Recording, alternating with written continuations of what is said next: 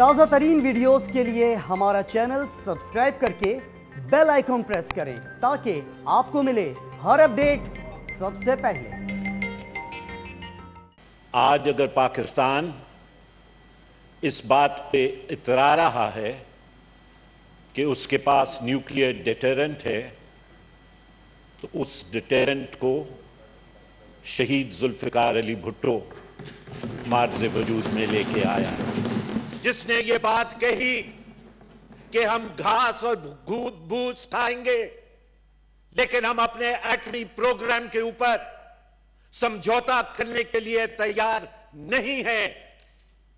आज आप उस शख्स के लिए ऐसे अल्फाज इस्तेमाल करते हैं। हमें ना इस्लामाबाद से, हमें ना रावलपिंडी से मुहिब्बुल वतनी का सर्टिफिकेट लेने की जरूरत है। साबिक वजीर आजमों को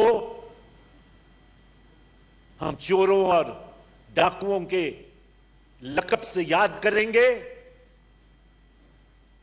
उनके जो सिबलिंग्स हैं उनके बारे में ऐसी बात करेंगे जनाब चेयरमैन,